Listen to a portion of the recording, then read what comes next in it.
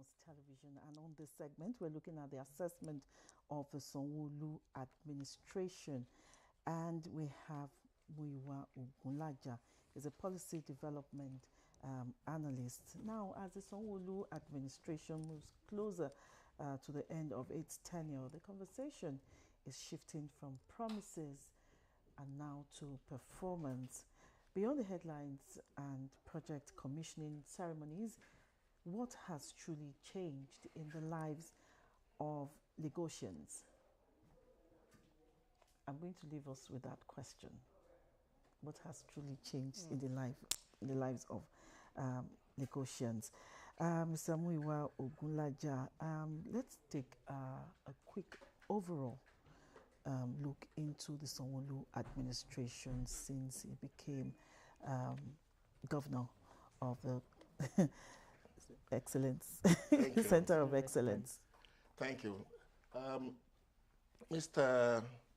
Sanwo-Olu, Bajide Sanwo-Olu, came in prepared as governor of the state. Do not forget that he was a three-time member of the state executive council. And when he came in as governor in 2019, he had the template of a performing governor, otherwise known as Mr. Projects, in person of Akinwumi Ambode. So he already challenged. But he too knew that good administration would depended then on interaction with people, getting people's ideas together, and making them be people-friendly, people-oriented. As I used to say, at that point in time, he did not think for the people. He thought with the people. He brought them together. What should this administration do for you so that you feel the impact? And that brought up the acronym THEMES. Known to everybody here. Basically, transport policy, then transportation itself, health and environment, then you have education and technology. You are making Lagos State a 21st century economic hub. Then you have governance, security, and then you have entertainment and tourism, then security and governance. So those acronyms actually stood for what you wanted to do then, and it started embarking on them. And by now, may not likely give you 100%, but I think it's done almost 65% of what you promised Lagosians. Okay. And just of recent, he did say, the best is yet to come, which means it's deputy. No, I'm sure it was outspoken metaphorically. The best is yet to come in the sense that he had a deputy who imbibed this policy with him, and to him who will see the policy to its end, to the extent that we're able to press the tape and say, yes, hooray, they've arrived, winning the gold medal. All right, so I like that you've read out the themes plus agenda, which is the blueprint of this present administration. But for you as a Lagos resident, which of those pillars do you think has done remarkably well? Lagos State is always a state in a flux. There's always, you have changes every day. So where you are giving assessment of what has been done in education this year, by next year, developments will have nullified that past mark. I remember when it first started, most Lagosians, especially those who are school age, were able to be enrolled because they got a secondary school's placement. But the following year, it happened again. People invaded the state, and we could not do as South Africa did to Africans. Then there was no, if that one was called Afrophobia, that one, this one should, there was no state phobia then. and people came in, and it made no sense of that. But that's not to say that there are no areas where remarkable achievements have been made. I want to mention some of these areas. The first one, in terms of security, we all know that Lagos State is the apple in the eye of everybody in Nigeria. The belief is that if you are not in Lagos, you are not in Nigeria. And if you have not come to Lagos, you will likely not make it. I'm not saying that is correct. That was the belief. As a result, the state kept having immigrants or migrants, Lagosians, non-Lagosians, Nigerians, non-Nigerians. And that affected the state of the security. Because not all of them were employed. And mind you, this adage applies that the hiding hand is the devil's workshop. So for those who are not employed, they were doing some other things that were quite unpleasant and that threatened the lives of the people. I would recall that at the time, you dare not have any flat tire on the highway. If you say Jack Robinson, the idea they've surrendered you. It's either you pay money, or you pay for your life, you pay for the vehicle, you pay for staying with you. And even at the time, you dare not make a phone call, or when you're at the bus stop, before you say what, it's that it's snatched for you. I think that subsided for some time. Security was maintained to the extent that of almost all the states in Nigeria during this Boko Haram invasion, Lagos seems to be the only one that's a bit safe. And anytime you have foreign embassies naming areas where safety could not be guaranteed and warning their nationals, Lagos is always out of the list. So that shows that. But credence was given to the governor before him, who, especially to now President Bola Tinubu, who started the idea of RRS, Rapid Response Squad, and the governor before him, who started the idea of a security trust fund. And the fact that the trust fund proceeds were adequately and justifiably used. Vehicles were bought, security items were bought for the police, for other security agencies, and they were adequately kitted, so they were ready to do the work, and that really maintained the standard. And it too did, if something new came up, there was this neighborhood watch. There is this saying that you cannot keep your society safe if those within the society are not ready to do that. So because of that, we could trace deviants, we could trace what we call lawless people to their homes. There was time in Ijebu, anytime you are caught stealing, and when you have to be dealt with, they will take you straight to your family house and make sure that you are dealt with there. So that made people to say, you do not go out to go and spell our name. So they start fishing out the bad eggs amongst them. That actually happened in Lagos. They got Lagosians, appointed them as the neighborhood watch, and posted them to their areas so they could identify anybody that's likely to cause breach of peace. So I want to say that in terms of security, I'll give it to him. I may not give him 100%, but at least I'll give it about 75%. Okay. And that's why some of us here could sleep with at least one eye closed. In some other states, the two eyes are open when they're sleeping. You have spoken well concerning security in Lagos, and it's something we all are also experiencing. But you said you cannot give this administration 100%. No, what else needs to be done in the area of security? Very good. A lot still has to be done in the area of security. A lot. I want to say that I agree the government cannot do everything, but there are some basic essentials. There are some necessary wherewithal that if government do not provide them, individuals cannot do that. For instance, some communities here where there's no police post, and how do you maintain law within that community? In some, you'll have a police post and you'll have about 4 officers. What can 4 officers do when it comes to total breakdown of law and order? That is one. The government at times do not see the need for what you call regular refurbishment.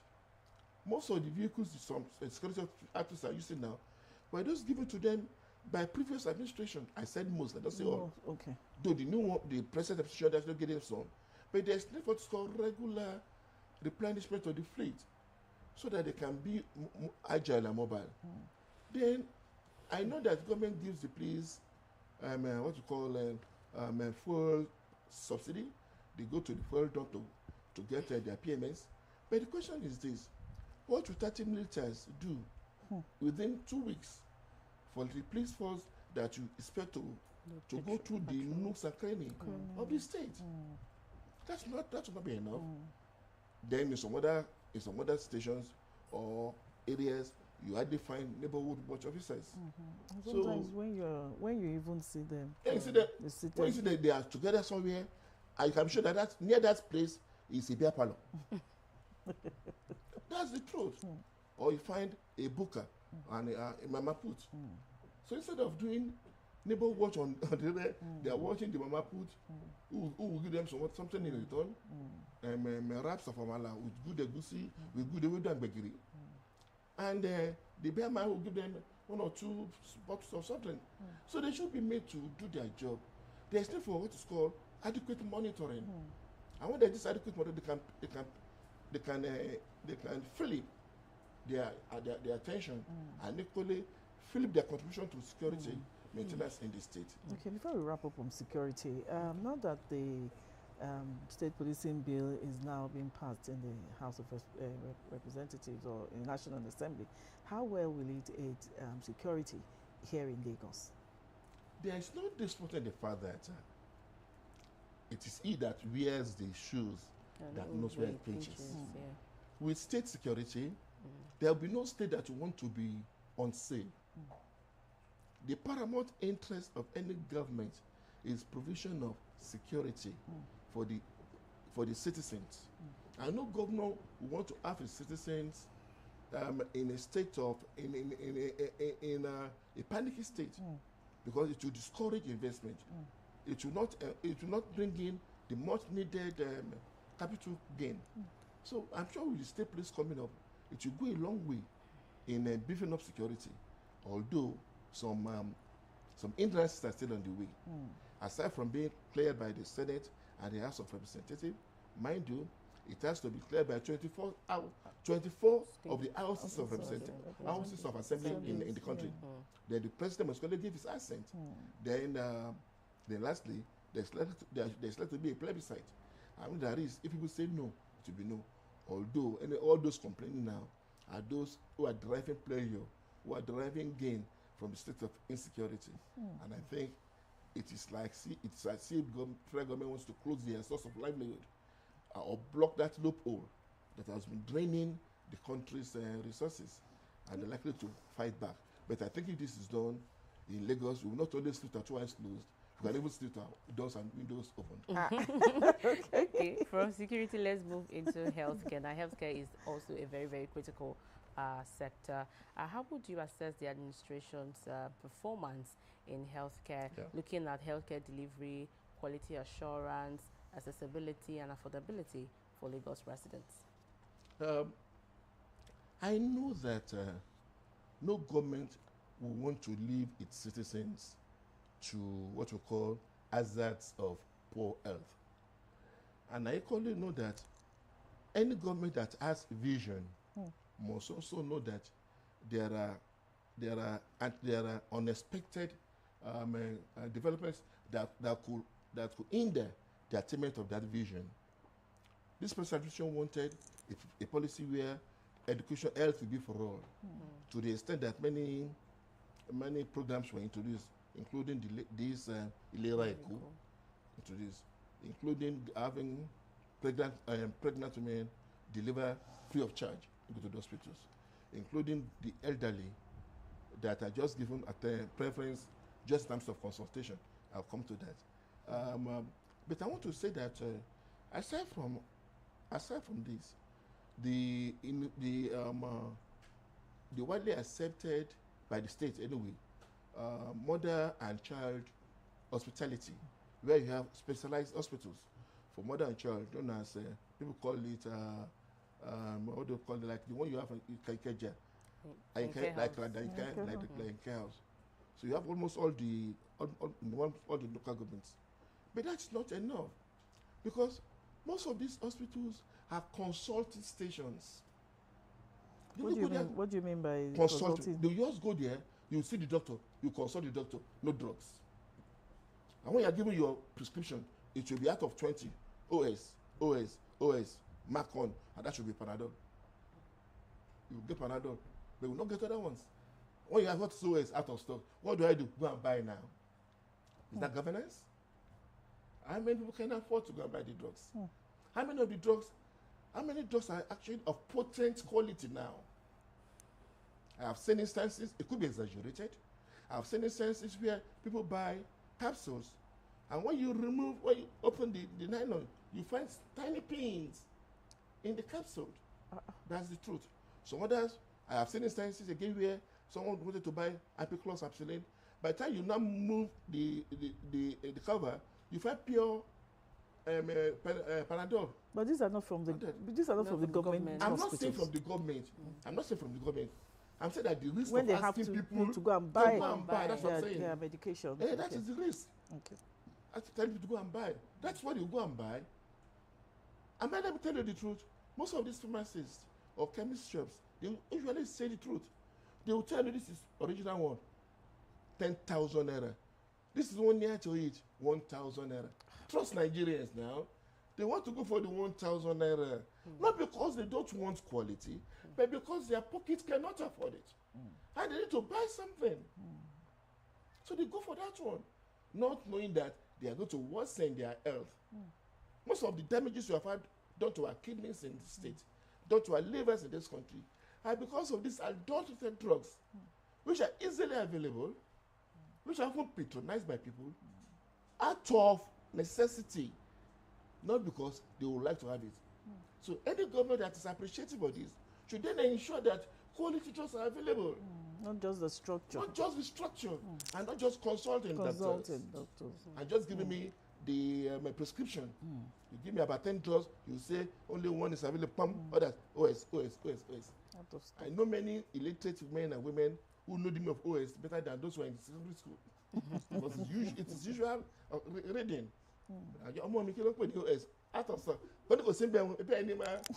It's not there. So what are you consulting? So, we're talking about health and the environment, work together, especially it is the second pillar of the Themes Plus agenda. One major issue in the environment we're facing in Lagos today is flooding and, of course, waste disposal management. Despite all that has been done by the state government, houses have been demolished, because they were built on the drainage. And, canals are, of course, clogged by waste. Despite all the government is doing, or they have done in the past, since this administration started, why in 2026 are we still facing, such challenges in the environment? There is no sincerity of purpose. When you say government, I'm not referring to only the governor himself, but I call it refer to him because the buck stops on his stomach. There is need what is called, apart from appointing people that you have confidence in, there is need for you to really monitor these people and see that they buy into your vision and they project that to the extent that when the chips are down, nobody will blame you. You see? At times, I am an advocate of this administration, but that's when I go through the major roads, especially in my area when I talk, people say, look at what are people saying? And if care is not taken, if the present state of the hygiene in the state, especially the indiscriminate dumping of refuse, which perhaps led to the recent creation of the refuse police.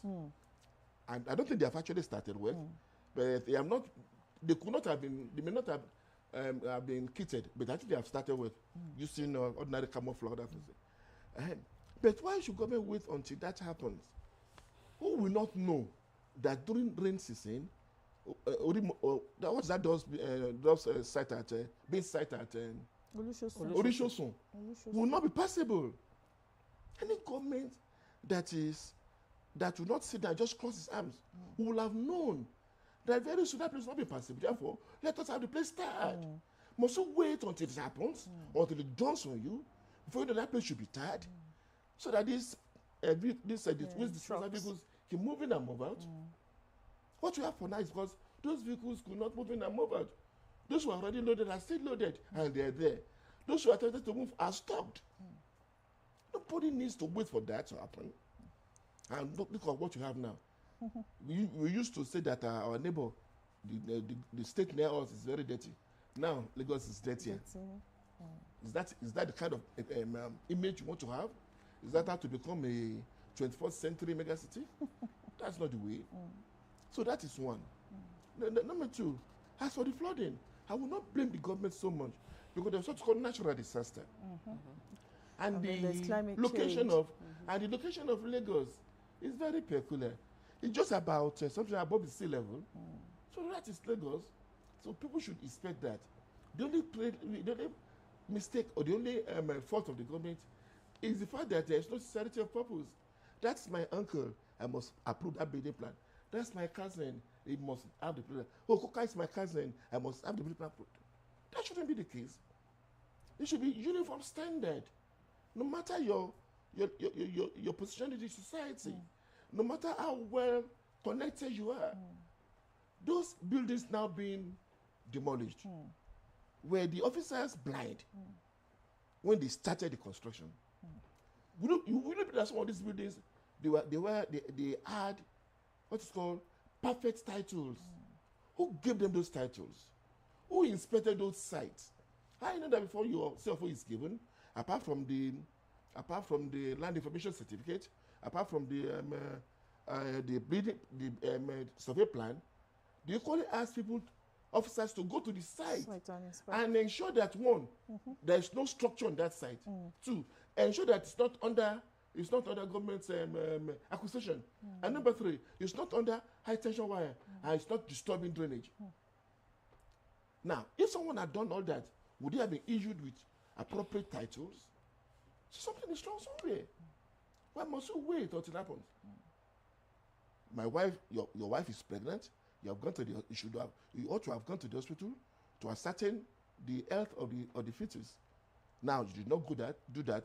After giving back to the baby now, you now have it's like this, it's like that, and you're not complaining. So the point is that the appropriate thing ought to have been done.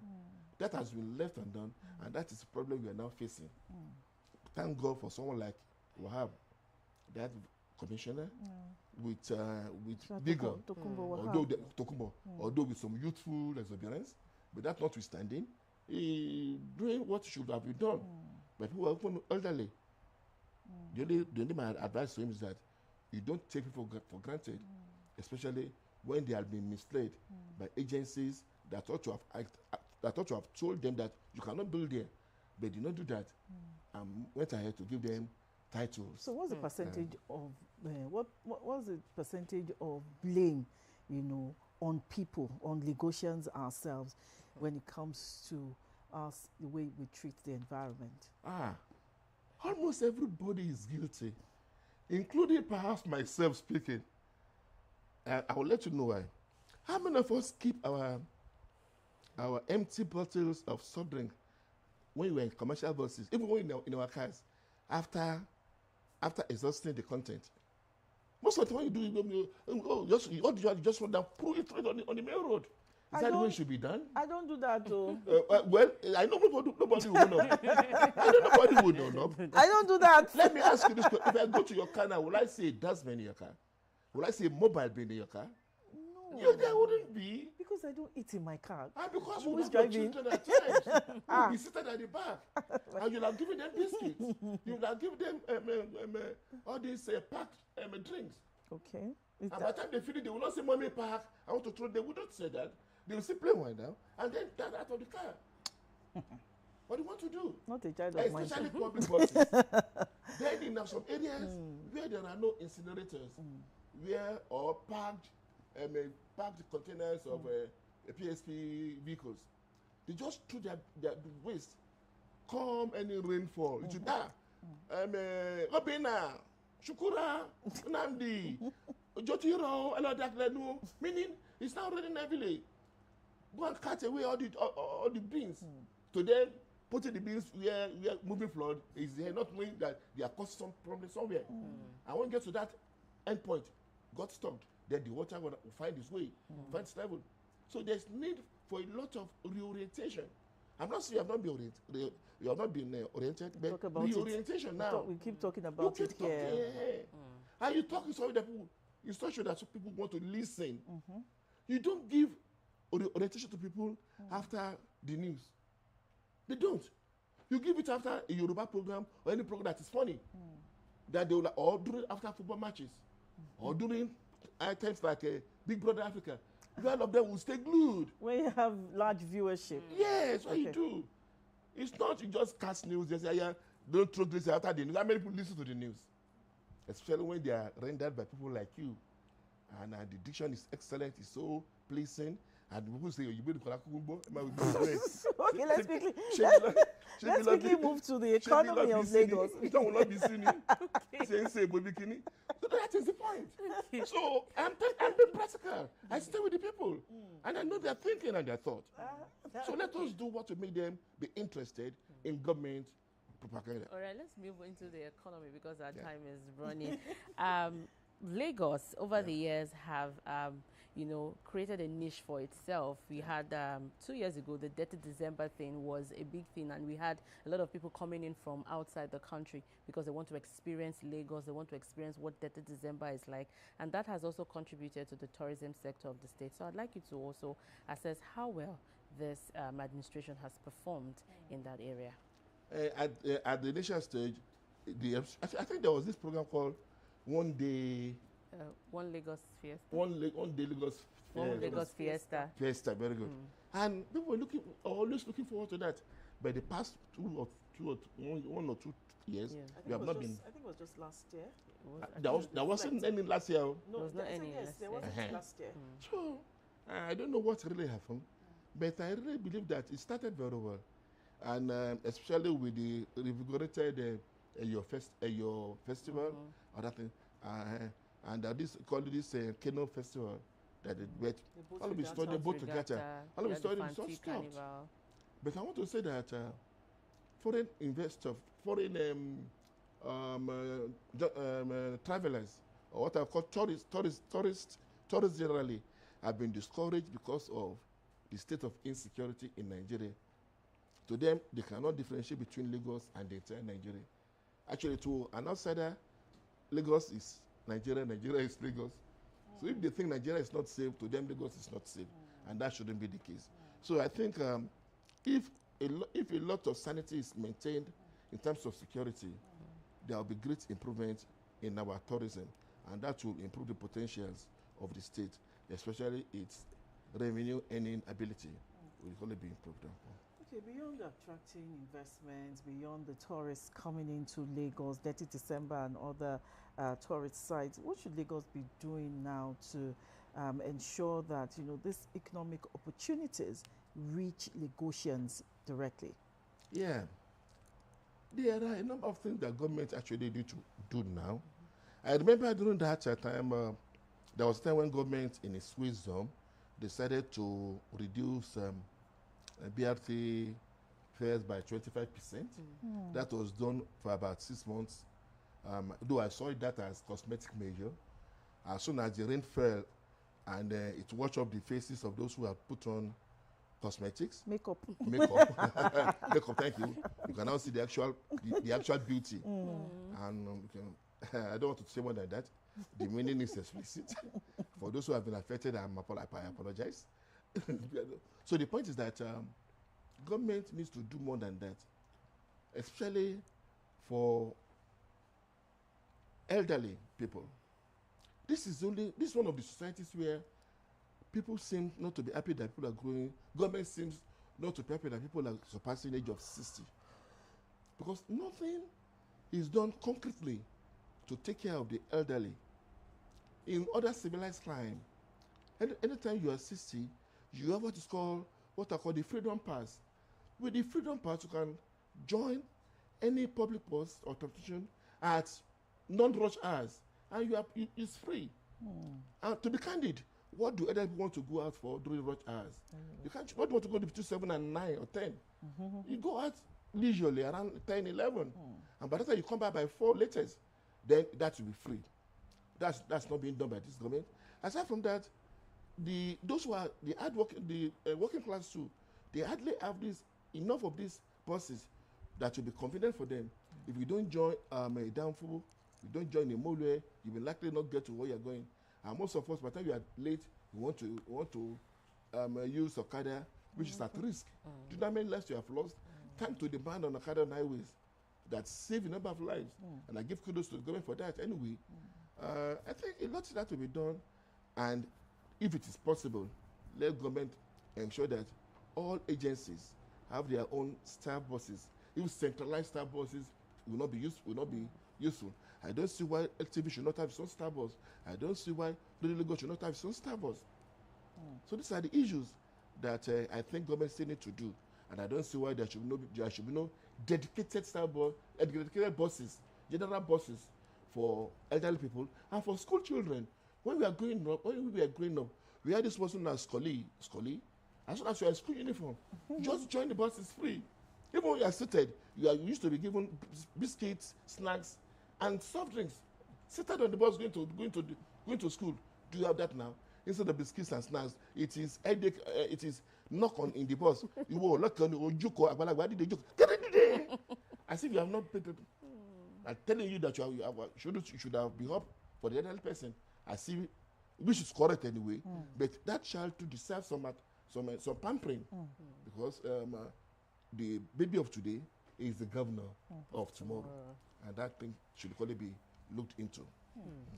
That's a beautiful place to end this conversation today. But, you know, looking at everything that we have discussed, the performance of any government can only be measured by the impacts its projects and policies has on the people.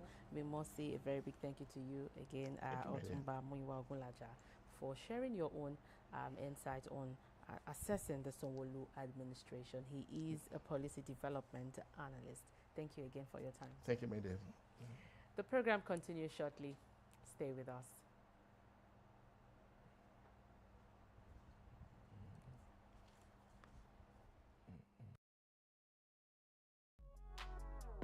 The views expressed on this program do not represent that of the producer, management of Lagos Television, or the Lagos State Government.